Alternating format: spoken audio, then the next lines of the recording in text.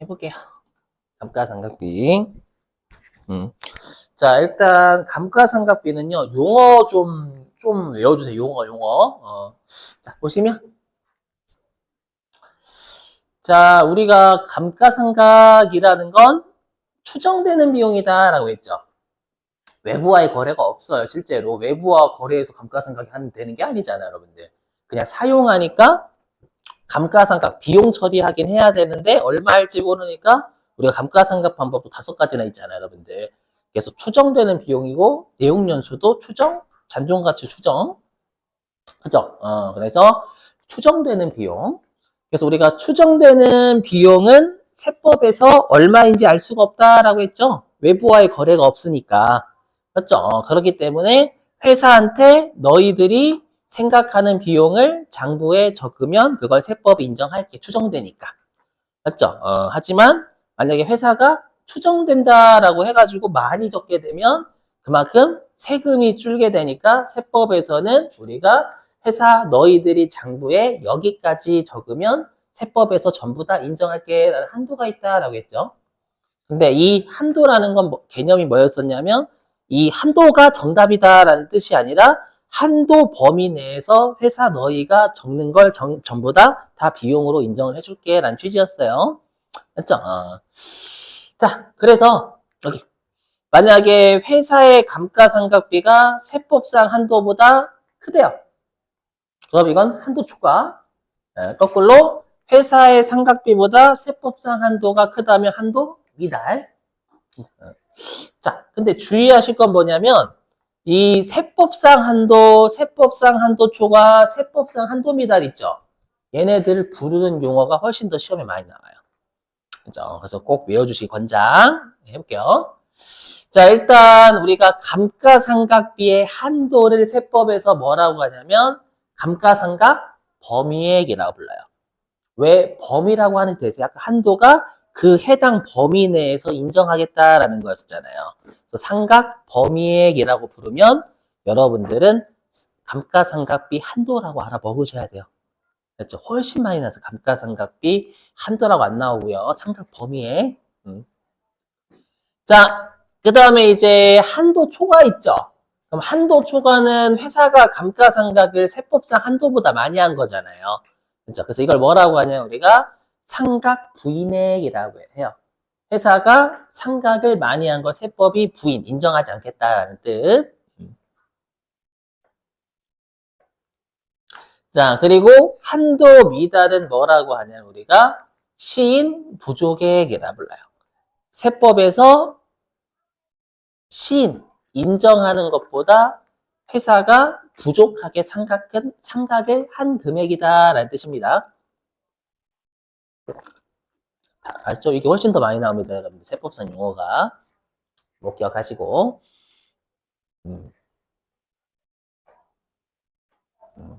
자, 그러면 이걸 세무조정을 어떻게 하냐라는 것도 출제가 어디에서 출제가 많이 되냐 소득금액 조정 합계표에서 많이 나와요. 물론 감가상각에서도 많이 나오지만 아예 얘를 대놓고 소득금액 조정 합계표에서 1, 2점짜리를 냅니다. 알죠? 외워주세요. 해볼게요. 자, 일단 한도 초과액은 어떻게 세무조정하냐면 송금, 불산입, 유보로 처리합니다. 왜? 그냥 느낌만. 자, 송금 불산입이죠, 당연히. 왜냐하면 회사가 비용 많이 적은 거잖아요. 맞죠? 불산입.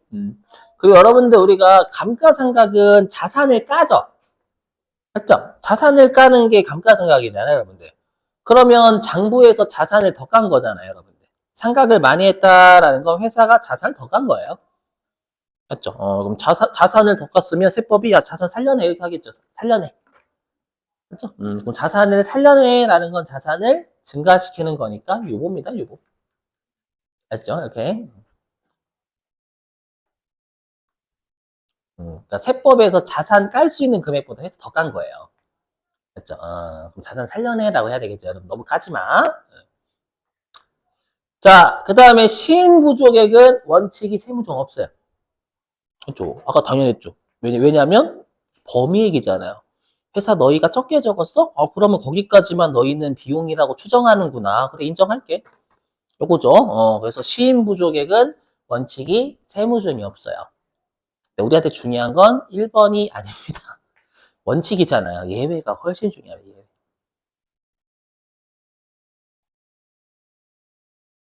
여기 예외가 훨씬 중요해요. 자, 그리고 미리 말씀드리면 여러분들 감가상각이 꽤 어렵습니다. 미리 말씀드릴게요. 우리 그 어려운 동네가 8장, 10장, 11장 이렇게 세 동네거든요.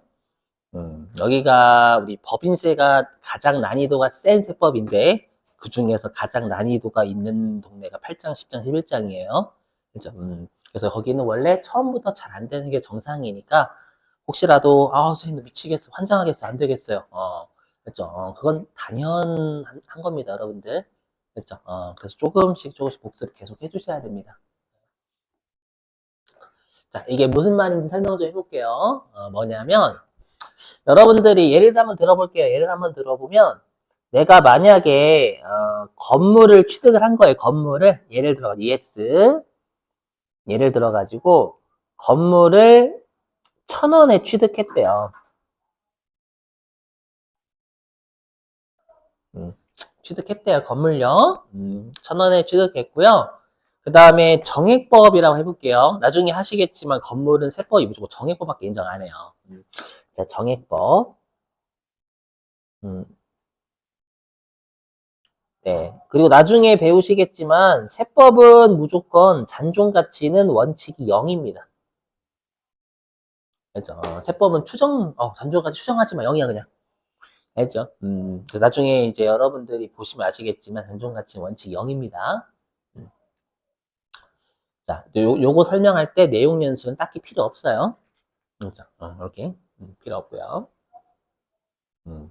자, 그럼 우리가 이미 했었지만 자산은 미래의 비용이다라고 했죠. 그럼 여러분들이 회계 시간에 우리가 내용 연수 동안 총 감가상각할 금액은 잔존 가치를 뺀 취득 원가에서 잔존 가치를 뺀 게 감가상각할 대상 금액이잖아요. 맞죠? 근데 지금은 잔존 가치 0이죠. 그러면 총 미래의 비용이 될 건 1,000원이에요, 1,000원. 맞죠? 그래서 지금 요 사례에서 미래의 송금은 1,000원입니다. 동의되시겠죠, 여러분들? 그러니까 세법은 비용으로 1,000원 다 인정해 주겠다라는 거예요. 잔존가치 0이니까. 그죠? 자, 보시면 이제, 자, X 0년도. 자, X 0년도에요. 회사가 차변의 감가비 100, 대변의 감가상각 누계액 100. 이렇게 잡은 거예요. 알겠죠? 감가비는 감가상각비입니다. X 0년도. 이게 과거란 뜻이 과거. 자, 근데 세법상 한도는요. 네, 80원이라고 가정해 볼게요. 80원 가정. 그러면 이 X 0년도에 우리가 삼각 부인액 나온 거잖아요. 한도 초과. 그죠? 그래서 세법상 송금, 불산입, 전기, 삼각, 부인액,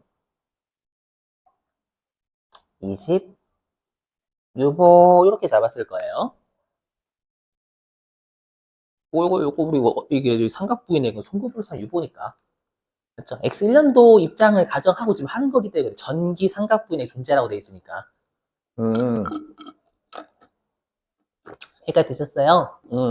자, 근데 주의하실 게 뭐냐? 우리 여기 비용 쪽 감가상각비 비용이니까 한도잖아요. 비용 먹을 수 있는 한도죠.